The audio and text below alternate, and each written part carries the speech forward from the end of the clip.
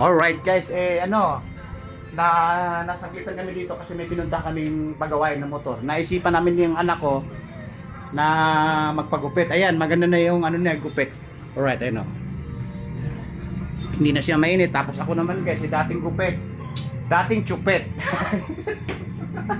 Yun pa, guys, ito nung bagong suki namin maging kaibigan, mga kilala, bida-bida. Ito talaga yung suki namin na nakasabayan ng suki namin nung nakarang taon na umalis na rin yung suki namin. Siguro umuwi na daw sa Leyte, sabi ni boss manager na andyan yung manager sa labas Alright, ngayon, siyempre maganda na yung ginhawa namin, maginhawa na yung pakiramdam namin dahil nabawasan na yung buhok namin.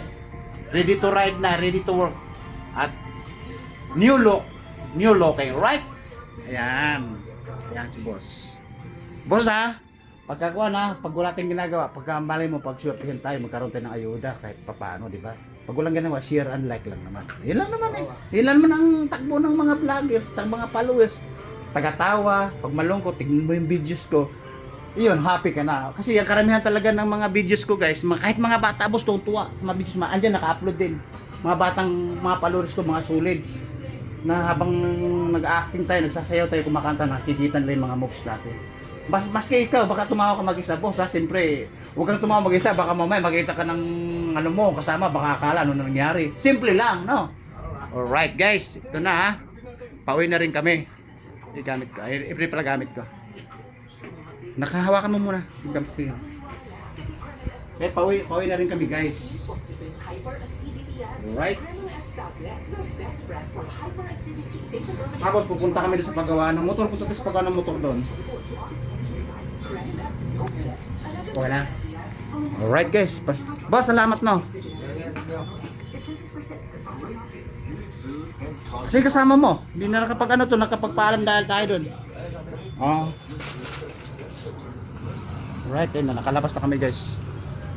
Pauwi na kami. Boss, uwi na kami. Salamat. Pagka gusto mong pumalo, subscribe. Andun lang sa kasama mo. Salamat na. Sagbagsa nga. Alright, salamat. Guys, pauwi na kami. Ay, ito pala yung motor natin. Akala ko hindi pa yung motor. Ay guys, palengke po may sasakyan po kami, boss. Ayun guys, yung palengke natin sa Cabanatuan. Malapit na po mayayari. Boss, tansyan no, mga ilang taon pa yan bago mayayari yung palengke natin. 2028? 2028. Bago magbutuhan. Alright guys, bago na magbutuhan yan. 2025, may 3 years pa guys, ito mga kabisado nila yung yung palengke natin. Magandahin pa yun. Yes, boss. Sulit buhos yung niyan Laki na yan. Laki-laki. Then guys, kahit na guys nga ilang hindi basta-basta hindi kayang kahit na boss, hindi kayang tibagin. Talagang buhos. Nakita ko nung umpisa niyan, puro welding po yan. Na yung sulit na bakal. Tapos binalalutan ng buhos. Kaya guys, napakatibay po yan. Alright.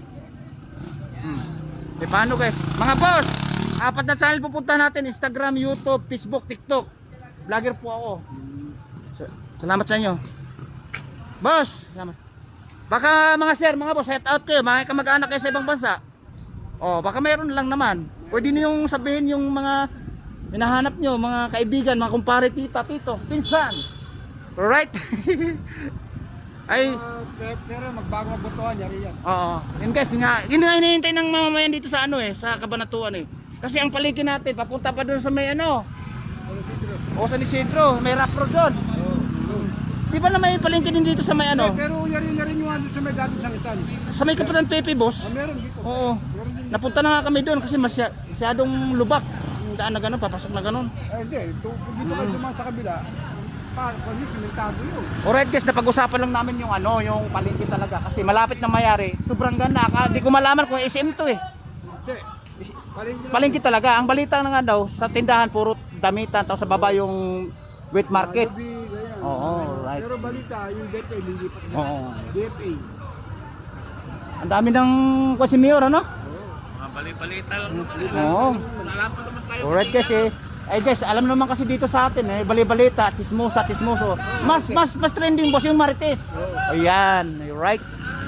Oo. Alright guys, paano? Tapos na yung bida-bida natin, boss. Alright, babo.